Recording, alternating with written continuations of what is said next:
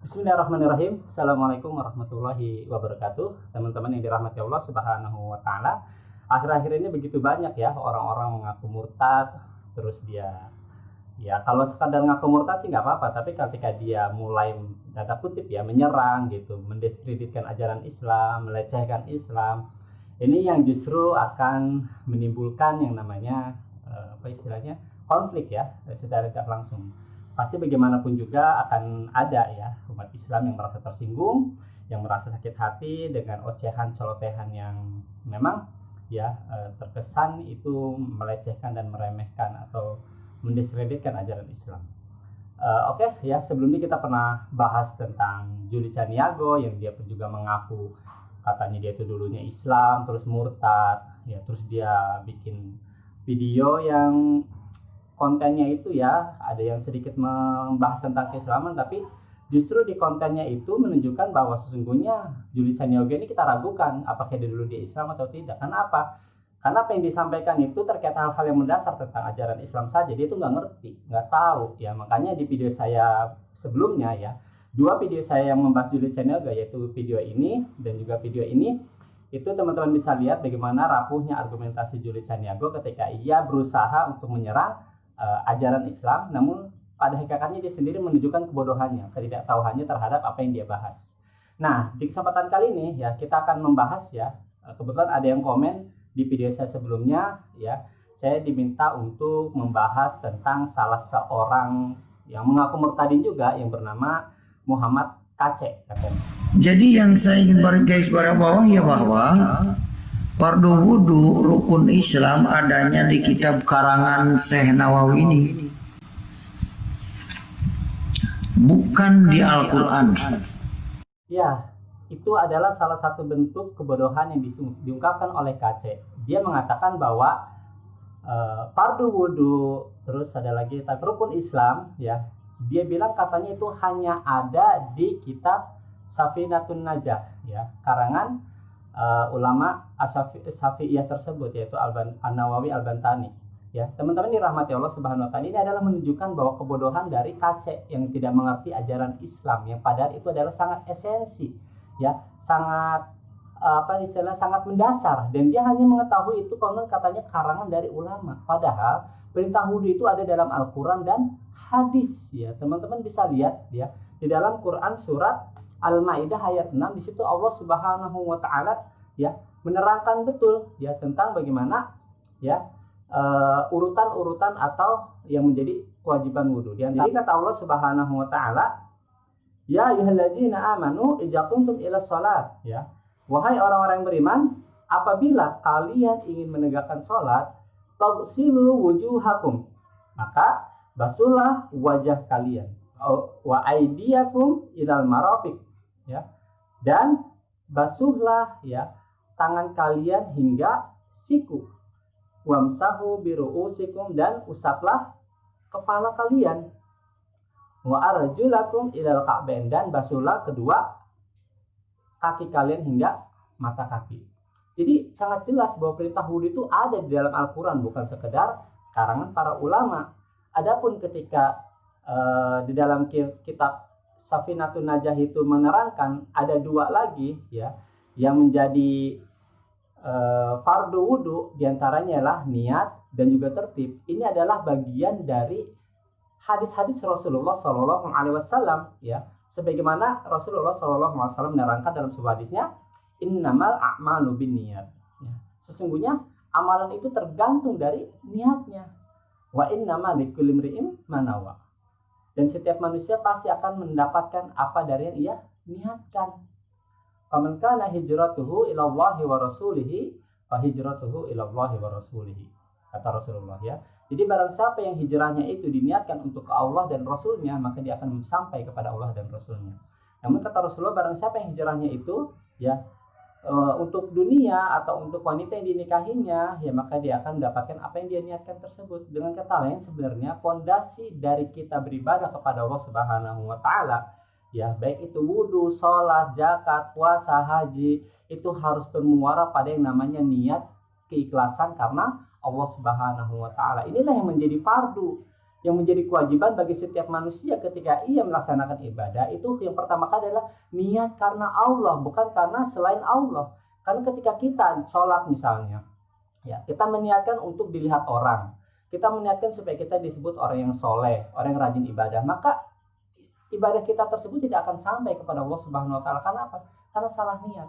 Maka dari itu, kenapa para ulama mengatakan ya niat itu adalah bagian dari fardu wudu, itu adalah salah satu inspirasi atau petunjuk yang ada dalam hadis Rasulullah SAW, dan itu dibenarkan. Ini adalah dibentuk sebagai kolaborasi ya. Jadi dalil itu bisa dari Al-Quran, bisa juga dari hadis, seperti itu, saling melengkapi. Karena memang di dalam Al-Quran Allah juga memerintahkan ya ayyuhallazina amanu atiullaha wa atiur rasul. Wahai orang yang beriman, ya taatilah Allah dan taatilah Rasul. Bagaimana cara mentaati Rasul? Yaitu dengan cara melihat sabdanya, hadis-hadisnya yang berkenan dengan petunjuk untuk kita bagaimana melaksanakan ibadah kepada Allah Subhanahu Wa Taala. Di antaranya lah dengan niat karena Allah Subhanahu Wa Taala. Dan berikutnya adalah ketika dalam kitab Safinatun Najah itu menerangkan tentang fardu wudu, diantaranya juga adalah tertib. Ini juga berlandaskan hadis Rasulullah SAW yang banyak sekali menerangkan. Teman-teman bisa lihat di dalam kitab Bulughul Maram ya, min adillatil ahkam, kayak karya Imam Ibnu Hajar al Asqalani. Di situ menerangkan bagaimana ya Rasulullah SAW mempraktekkan cara berwudu itu yang tertib ya. Tadi ya, mulai dari membasuh tangan, membaca bismillah, membasuh tangan, terus juga berkumur-kumur, masukkan ke dalam hidung, membasuh muka dan segala macam. Ini adalah bagian dari tertib wudu ya, sampai selesai ya. Itu adalah bagaimana urutan-urutan kita dalam beribadah kepada Allah Subhanahu Wa Taala. Kenapa kok harus berurutan ya? Memang itulah syariatnya ya. Memang itulah yang dicontohkan oleh Rasulullah SAW. Jadi memang kita beribadah itu kan sesuai dengan petunjuk, sesuai dengan arahan yang terdapat dalam Al-Quran dan Sunnah, seperti itu. Jadi memang tidak bisa manusia itu senaknya wudu itu pakai gaya-gaya dia gitu ya. Dia misalnya nyiprat-nyipratin pakai dengan kaki dengan cara menendang-nendang air misalnya, seperti itu. Atau misalnya mau basuh muka itu dengan cara dia masukkan mukanya ke dalam kolam misalnya, seperti itu. Kan tidak gitu kan. Jadi supaya tertib, supaya tuh ibadah itu seragam ya, tidak menimbulkan perdebatan di kalangan muslim misalnya, oh kamu wudunya begitu, kok kamunya begitu, maka kembalikan semua kepada rujukan, yaitu Al-Quran dan Sunnah, yang bagaimana menerangkan tertib wudu itu seperti apa. Inilah yang menjadi patokan kita sebagai seorang muslim untuk bagaimana melakukan ibadah kepada Allah Subhanahu Wa Ta'ala. Ya. Bagaimana di dalam Islam mengharapkan keselamatan, sedangkan ibadah yang dilakukan sesuai kitab karangan ini. Ya, lagi-lagi KC menunjukkan kebodohannya ya. Bagaimana dia mengatakan bahwa bagaimana Islam itu bisa menyelamatkan umatnya, sedangkan kita beribadah dengan berpacu pada kitab Safinatun Najah. Sebenarnya ya KC ini terlalu bodoh. Kitab fikih itu kan bukan Safinatun Najah aja, banyak seperti itu. Dan ingat, ketika para ulama mengarang kitab fikih tersebut, itu berlandaskan dalil dari Al-Quran dan Sunnah, bukan sekedar karangan belaka. Sebagaimana tadi disampaikan KC, kan dia menunjukkan kebodohannya. Tadi dia bilang katanya masalah tertib wudu ya, masalah fardu wudu itu ada 6, itu hanya karangan di kitab Safinatun Najah. Padahal jelas itu adalah berlandaskan Al-Quran dan hadis ya. Di Al-Quran surat Al-Maidah ayat 6, di situ juga diterangkan ya bagaimana masalah fardu wudu tersebut. Dan juga masalah niat tadi juga sudah disampaikan di hadis Nabi SAW juga ada. Jadi memang para ulama ketika mengarang kitab ya, membuat kitab tentang panduan ibadah bagi kaum muslimin, itu bukan karangan-karangan bebas gitu. Maksudnya karangan yang ngarang dia gitu, ibadah itu harus begini gitu sesuai dengan logika dia. Tidak, itu berdasarkan dari hadis-hadis, berdasarkan dari ayat-ayat Al-Quran. Jadi hal semacam ini aja KC itu nggak paham gitu. Ini kan menunjukkan kebodohan sekali. Jadi dia selama ini ngonon katanya tinggal di pesantren, ngaku Islam tuh belajar apa? Kok hal semacam ini aja nggak ngerti? Contohnya banyak kan, di Kristen sendiri banyak kok buku panduan ibadah Kristen di gereja. Itu kan yang nulis kan bukannya Yesus pasti kan. Yang nulis pasti orang-orang ya, orang-orang Kristen, entah pastor, entah pendeta. Terus dibaca apakah itu buku sesat? Maksudnya orang Kristen mengatakan ini gak usah dipakai karena emang yang bikin ini orang-orang bukan Yesus ini. Kan nggak gitu juga, ya kan? Jadi logikanya ini harus dibenarkan dulu seperti itu. Jangan menilai umat Islam tuh sesat ya karena kita beribadah panduannya buku Safinatun Najah. Tidak. Jadi pengetahuan kaca ini dangkal sekali ya. Jadi menilai hanya ritual umat Islam hanya dari satu kitab itu menunjukkan kesempitan wawasan dia tentang Islam juga sangat minim seperti itu. Dan lebih lagi dia melecehkan kitab tersebut dan mengatakan bahwa kitab tersebut adalah kitab menyesatkan umat Islam seperti itu. Padahal kalau dia mau kaji lagi di dalam kitab tersebut ya sangat luar biasa, diutarakan dalil-dalil baik dari Al-Quran maupun dari hadis ya, tidak sekadar karangan ulama saja seperti itu. Ini yang harus diluruskan seperti itu. Alurnya peribadahan umat Islam itu di karangan kitab karangan Syekh Nawawi. Silakan saudara dipikir secara jernih. Saya menyampaikan ini bukan mau merusak Islam, tapi meluruskan orang supaya jangan terjebak dengan kitab karangan orang dikatakan dari Allah.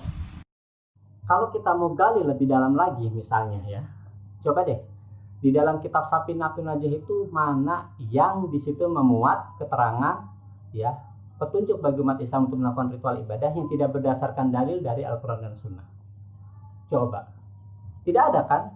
Karena kalau kita membaca kitab tersebut, apalagi yang syarahnya tersebut ya, itu dijelaskan bagaimana ya bagi pondasi ketika para ulama Syekh Al-Bantani itu menulis kitab Safinatun Najah berkenaan dengan masalah toharo, masalah rukun Islam, ya masalah haji dan segala macam, itu jelas berdasarkan dalil-dalil dari Al-Quran dan hadis.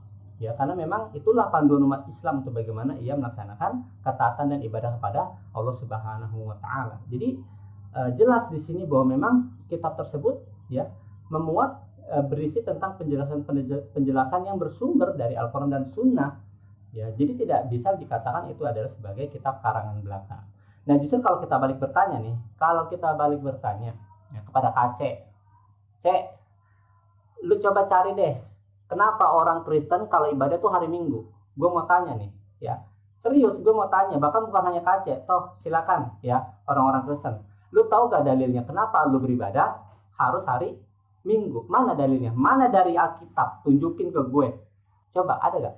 Nggak bakalan ada. Perintah Yesus untuk bagaimana umat Kristen beribadah di hari Minggu. Tidak akan ada. Ya, yang ada diterangkan di dalam Bible itu hari Sabat. Kenapa sekarang malah hari Minggu? Itu petunjuknya dari mana? Petunjuknya dari mana? Coba. Jadi lu beribadah pakai tuntunan siapa? Yesus nggak nyuruh lu beribadah hari Minggu. Sejak kapan itu orang Kristen memproklamirkan diri ya bersepakat untuk ibadat hari Minggu? Padahal di Alkitab tidak ada. Bisa jawab? Tidak kan? Coba cari. Jadi kalau Anda mau mengkoreksi atau mengkritisi Islam, itu pakai otak ya. Tadi Anda bilang coba berpikir. Anda sendiri belum berpikir ya. Anda katanya mantan Muslim, tapi kok hal mendasar seperti ini aja Anda nggak ngerti. Anda nggak tahu bahwa kitab tersebut memang dikarang bukan sekedar karangan belaka, ada pondasinya, ada dasarnya dari Al-Quran dan Sunnah, petunjuknya dari Allah dan Rasulnya. Nah sekarang lu koreksi sendiri deh ibadah agama lu. Ya, kenapa lo harus ibadah tuh hari Minggu? Dan gue mau tanya lagi, sejak kapan Yesus mengajarkan ibadah itu dengan nyanyi-nyanyi? Pakai keyboard, ya, pakai gitar. Coba ada gak perintahnya di dalam Bible? Ada? Ya, hari Minggu ke gereja pakai gitar nyanyi-nyanyi. Enggak, gue bukannya maksud menghina agama Kristen ya. Oke, enggak. Gue cuma balikin logika karena kan Kaca ini ngakunya Kristen. Jadi sebelum dia mengkritisi Islam, coba dia pelajari dulu tentang agamanya. Ada gak masalah ibadah ya? Kita baru masalah dasar, masalah ibadah dulu nih. Belum masalah ketauhidan. Sebenarnya saya udah menyinggung masalah ketauhidan ini di video saya sebelumnya tentang masalah Juli Caniago. Tapi kan memang yang dibahas oleh Kaca ini berbeda. Dia ini ingin ngebahas masalah ritual ibadah. Maka saya pertanyakan balik. Di agama sendiri memang ada dalilnya. untuk bagaimana orang Kristen beribadah khusus di hari Minggu. Coba cari. Sampai dapat ya, saya tunggu. Saudara masih ingat tadi saya katakan rukun Islam ini dari kitab karangan ini. Tapi syahadat, sholat, zakat, puasa, dan haji itu katanya perintah Allah. Padahal jelas kitab karangan ini. Ya kan, dia ngaku muslim. Dia ngaku dulu tinggal di lingkungan pesantren. Dia ngaku katanya muslim yang taat. Tapi masalah esensi saja, masalah dasar yaitu rukun Islam, dia nggak paham. Dia bilang rukun Islam itu berada di dalam kitab Safinatun Najah saja, berasal dari situ. Padahal kan bukan. Hadis tentang bunyal Islam ala khamsin, ya, Islam itu dibangun atas 5 perkara, itu ada di dalam kitab-kitab hadis. Sabda Rasulullah SAW jauh sebelum adanya kitab Safinatun Najah. Jadi pemahaman dasar seperti ini aja Kaca itu nggak paham. Jadi kita pertanyakan nih, dulu Islamnya dia benar-benar gak sih dia dulu emang Islam, atau ya kalaupun dia ngaku-ngaku Islam di pesantren, ya apa yang dipelajari gitu, kok masalah mendasar seperti ini aja dia nggak paham, ya malu gitu. Dan memang memalukan sekali ya orang-orang yang ngaku murtad ini, yang ngaku dulunya Islam terus ngaku ke Kristen, ya ketika dia mengoceh ya di publik itu malah semakin ketara gitu kebodohannya. Seperti itu ya teman-teman. Ini fakta. Ya, saya bukan menjelekkan Islam. Saya meluruskan. Jangan punya pikiran bahwa saya dikira merusak Islam atau saya melecehkan Islam. Ini bukti fakta kitabnya loh. It's okay. Bagi saya pribadi, saya tidak menganggap KC ini menghina ajaran Islam, karena tidak ada yang terhina. Islam itu di ocehan dia, nggak ada. Jadi saya malah meyakinkan kepada teman-teman yang menonton video KC tersebut bahwa sesungguhnya si KC ini sedang menunjukkan kebodohannya terhadap Islam, ketidaktahuannya terhadap Islam, dan itu semakin menguatkan kita semua sebagai seorang muslim bahwa sesungguhnya memang benar. Saya sudah sampaikan ini di video ketika saya membahas Juli Caniago, bahwa rata-rata orang Islam yang murtad itu adalah orang bodoh. Dia tuh nggak tahu tentang ajaran Islam, maka dia murtad.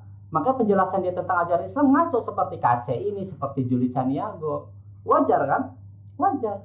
Maka kita nggak usah, saya pribadi sebagai orang Islam nggak merasa Islam terhina dengan ocehan KC. Justru saya malah melihat, ya, meyakinkan bahwa sesungguhnya memang benar orang-orang yang murtad itu adalah orang bego seperti KC ini. Dia bodoh dari pemahamannya terhadap Islam itu sendiri. Seperti itu ya. Saya menghimbau kepada saudara, sadarlah saudara, jangan merasa benar. Nih kepada para mualaf nih, Yahya Waloni, Ustadz Kainama, terus siapa lagi, Islam Mukoginta. Ini karangan nih. Ya. Ini Pardu Wudu nih tadi nah. Loh, bukannya KC yang merasa sok paling benar dengan menyalah-nyalahkan bahwa rukun Islam, wudhu, haji itu hanya ada di dalam kitab Safinatun Najah. Kan lucu kayak gitu. Padahal dia sendiri bego, dia sendiri bodoh. Dia tuh nggak tahu dah bahwa keterangan masalah rukun Islam, masalah haji, masalah wudhu itu banyak di dalam Al-Quran, di dalam hadis, di dalam kitab-kitab para ulama yang lain, syarah hadis, tafsir, kitab-kitab fikih yang lain, bukan hanya Safinatun Najah. Jadi ketika dia ini mengklaim bahwa ini adalah satu-satunya kitab Safinatun Najah, sumbernya dari sini, ya, itu kan ngaco. Jadi dia merasa paling benar sendiri, padahal dia sendiri salah. Dia itu kurang wawasan gitu, kurang membuka pikiran bahwa sesungguhnya ya ajaran Islam itu bersumber dari sumber yang otentik, perintah dari Allah dan Rasulnya, terutama dari Al-Quran dan Sunnah. Ya, dia jadi penjelasan dia tentang ini loh nih kitabnya, ini kitab itu tidak lagi berguna. Karena apa? Dia sendiri dari awal sudah menunjukkan kebodohannya, bahwa dia hanya menjadikan satu referensi saja, ya, tidak di Al-Quran, tidak di hadis. Padahal kalau dia mau menggali dari Al-Quran dan hadis, keterangan wudhu, keterangan rukun Islam, keterangan haji itu ada, ya, ada teman-teman. Ya teman-teman bisa lihat ya ketika Allah Subhanahu Wa Taala menerangkan tentang tadi masalah wudhu, itu di dalam Quran surat Al-Maidah ayat 6 itu Allah menjelaskan, ya ada di situ. Terus juga ketika menjelaskan tentang ibadah haji misalnya, itu juga ada di dalam Quran surat Ali Imran ayat 97 itu ada, ya. Jadi ada perintahnya. Haji itu ada perintah di Al-Quran. Ya, wudhu juga ada perintah dalam Al-Quran. Bukan hanya di Safinatun Najah. Safinatun Najah hanyalah merangkum, ya, menjelaskan tentang apa-apa yang ada dalam Al-Quran dan hadis. Jadi sangat ngaco ketika Aceh ini mengatakan bahwa sumbernya ini gitu ya, kitab ini nih. Dia tuh ngaco, berarti dia nggak pernah buka Al-Quran, nggak pernah buka hadis. Kalau kayak gitu berarti Islam apa kayak gitu, ya, begitu teman-teman. Kenapa saya katakan disesatkan? Ini adalah politik orang Arab untuk menarik devisa dari seluruh negara. Dikatakan ini perintah Allah. Nah, kalau yang komentar ini terlihat sekali kebencian Aceh terhadap syariat Islam. Ya. Dia mengatakan bahwa syariat haji itu hanyalah politik orang Arab untuk menarik devisa. Ini kan alur pikiran yang ngaco. Ya. Dia nggak ngerti yang namanya peraturan politik dalam negeri, luar negeri. Ya, ketika orang Indonesia misalnya pergi ke Tiongkok atau ke Roma, ada visa nggak? Ada. Untuk apa visa itu? Ya untuk bagaimana ya kita ketika masuki wilayah seseorang itu kan kita ada aturan hukum segala macam, ada keamanan di sana, ya. Dan ketika kita misalnya jalan-jalan pelesiran misalnya ke Roma, ya, atau misalnya ke Tiongkok, itu kan kita juga bayar pajak yang disebut visa itu, ya. Maka ya ketika Arab Saudi misalnya, ya, meskipun ini keliru juga ketika KC itu menyebut bahwa Arab Saudi itu adalah satu-satunya negara yang memanfaatkan, ya, visa haji ini untuk kekayaan negerinya, itu salah besar. Ya karena memang visa haji itu nggak seberapa, KC. Coba deh kamu searching ya tentang bagaimana masalah peraturan haji dan umroh di tanah suci Mekah itu. Ya sangat sedikit. Ya, Arab itu kaya karena memang kekayaan alamnya, minyaknya yang luar biasa. Jadi kalau misalnya dibilang ibadah haji itu adalah upaya untuk memperkaya negara Arab, ini ngaco. Karena banyak juga negara Arab yang kaya tanpa adanya ibadah haji. Qatar, ya. Coba lihat, ada di sana orang pergi haji? Nggak ada. Tapi mereka kaya. Ya, begitupun negara-negara lainnya. Jadi ya wawasan kaca ini sangat sempit gitu terkait masalah berbagai macam hal ya. Yang ada ialah dia hanya menunjukkan kebencian, kebusukan hatinya untuk mendiskreditkan ajaran Islam. Padahal masalah ibadah haji ini kan masalah ritual yang memang sudah Allah tetapkan, tidak ada kaitannya dengan masalah devisa atau segala macam. Ya. Jadi ketika memang seseorang itu berangkat ke Mekah dengan modal bagaimana ia menabung, yang menaiki pesawat, ini adalah bagian dari ibadah, perjuangan untuk bagaimana meraih ridha Allah Subhanahu wa taala. Ini yang tidak KC pahami. Ya. Toh KC, Anda kalau misalnya mau jalan-jalan ke Eropa misalnya, Anda juga kan beli tiket pesawat kan? Beli gak? Nah, Anda beli tiket pesawat uangnya dari mana? Pasti dari usaha kan? Kerja atau jual tanah atau apalah gitu. Ya untuk pelesiran aja jalan-jalan Anda, mau ngeluarin duit masa ibadah kagak? Kan ngaco kayak gitu. Terus kenapa jadi Anda sentimen ketika ada orang mau ibadah gitu haji, dia naik pesawat harus jual tanah dulu? Itu adalah bagian dari pengorbanan. Tidak ada yang salah di sini. Inilah kerangka berpikir yang keliru, logika berpikir yang keliru. Ketika orang ya berusaha dengan sepenuh hati untuk bagaimana ia mengeluarkan hartanya, mengeluarkan usahanya untuk bagaimana ia beribadah di jalan Allah Subhanahu wa taala, ini dianggap sebagai bentuk apa istilahnya? Kebodohan. Ya, ini adalah keliru juga. Kalau begitu KC nggak usah deh beribadah hari Minggu ke gereja, atau orang-orang Kristen nggak usah beribadah hari Minggu ke gereja. Loh kenapa? Ini ngapain beribadah ke gereja? Kalau ke gereja kan minimal butuh ongkos. Ya jalan kaki juga ongkos kan, minimal minum aus. Atau naik mobil dah, naik mobil butuh bensin. Terus ngapain dong kita harus susah payah nyari duit beli bensin cuma untuk ke gereja? Coba ngapain? Buat beribadah doang. Ya buat ngapain? Gak ada gunanya. Lah gitu juga kalau misalnya KC berpikir kita ngapain pergi haji, capek-capek jual sawah, naik pesawat sampai sono, ngapain? Gak ada gunanya. Dia sama. Ibadah ke gereja juga gak ada gunanya dong, capek-capek doang, naik mobil, naik angkot, ya, atau naik kendaraan. Kan berpikirnya nggak begitu maksud saya ya. Ya teman-teman non-muslim harus dipahami loh. Jadi berpikirnya itu bukan begitu. KC itu keliru. Ketika orang pergi haji dibilang itu adalah sesuatu yang sia-sia. Tidak, dia itu tidak memahami esensi ibadah. Ya, jadi yang dia pikir tuh hanya duit ya. Padahal dalam Islam tuh manusia itu diciptakan bukan sekedar hidup, nyari makan terus mati. Enggak, ya. Dibilang kan katanya ngapain ibadah haji, mendingan tuh duitnya buat buka toko segala macam. Itu kan pikiran orang-orang yang hanya berpikir tentang dunia. Kalau Islam kan tidak. Islam tuh berpikir bagaimana ya hidup ini bukan sekadar di dunia tapi juga di akhirat nanti. Keselamatan di akhirat nanti itu yang paling utama. Makanya amal ibadah kita, harta kita itu juga harus digunakan untuk bagaimana beribadah kepada Allah Subhanahu wa taala. Karena inilah esensi tujuan Allah menciptakan manusia ya. Di dalam Al-Qur'an Allah Subhanahu wa taala memerintahkan kepada kita ya, wa ma khalaqtul jinna wal insa illa liya'budun. Tidaklah aku menciptakan jin dan manusia kecuali untuk beribadah kepada Allah Subhanahu wa taala. Maka di sini jelas ya, manusia ketika dia ya pergi haji dalam rangka untuk beribadah kepada Allah Subhanahu wa taala dengan segenap upaya usaha yang dia lakukan, dia menabung, dia berusaha mengumpulkan uang untuk bisa pergi haji ke Baitullah. Ini adalah sebuah ibadah yang luar biasa. Sebuah pekerjaan yang menunjukkan ketaatan dia terhadap firman Allah Subhanahu wa taala. Untuk apa? Untuk beribadah.